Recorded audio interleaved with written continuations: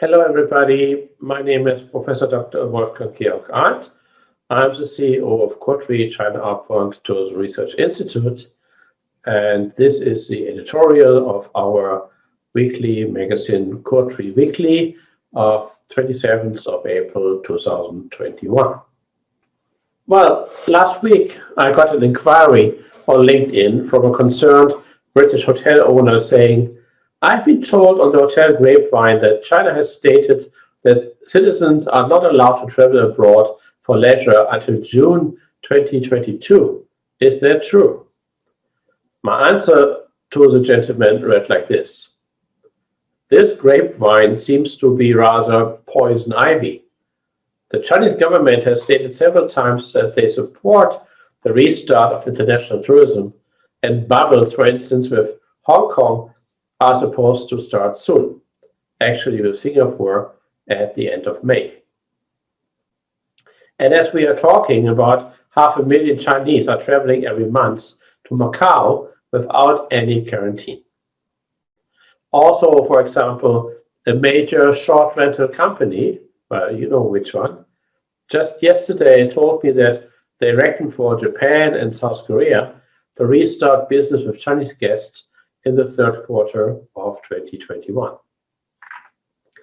President Xi is not facing elections, but still he has to keep the top 10% of the society happy, and international travel is part of that happiness. The restart will happen when the destinations are seen as safe again.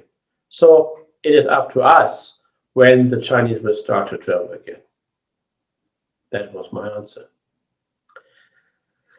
It's interesting to see that even at a time when everybody, for instance, in Europe is craving for a trip across the border, be it for urgent business or for family matters, or be it just to get away from it all during a holiday, many still believe that the affluent Chinese could be any different.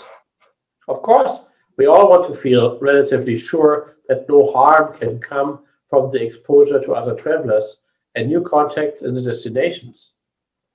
But if this precondition is met, off we go.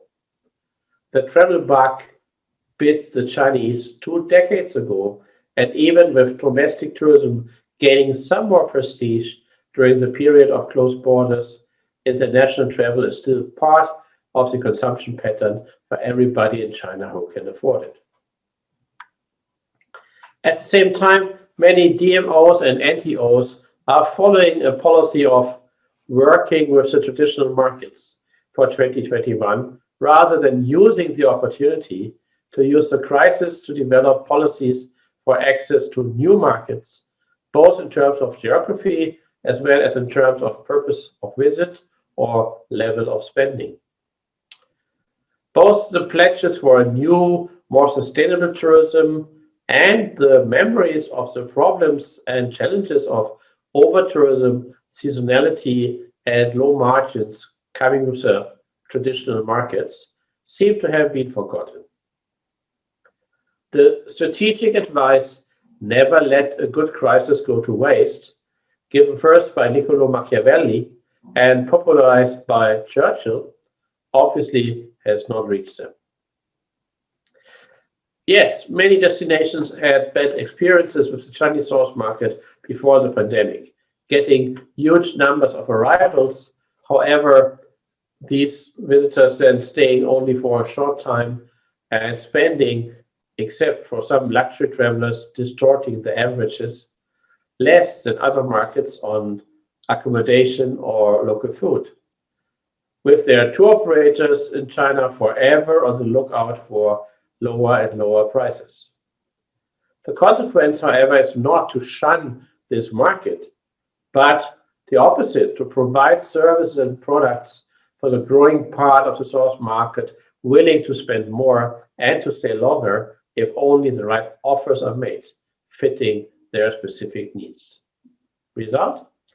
Those companies and destinations which make good use of this opportunity now to understand the market and to prepare for it accordingly will end up high on the list of priorities of the right kind of Chinese visitors to be, with the first satisfied customers spreading the word to their peers. And I would think if you took the trouble at the time to listen to me up to here, I'm sure you belong to this group of entrepreneurs and managers with some foresight. Let's get it done. As usual, best wishes to all our readers from myself and the whole COTRI Weekly team.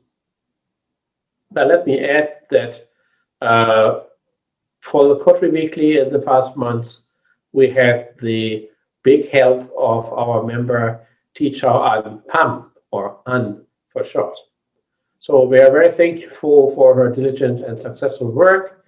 And unfortunately, she's leaving us, so we wish her all the best for her future. Because of that, and also because of the May holiday coming up, the next edition of COTRI Weekly will be available only on May 11th, 2021. So again, stay healthy and all the best to you.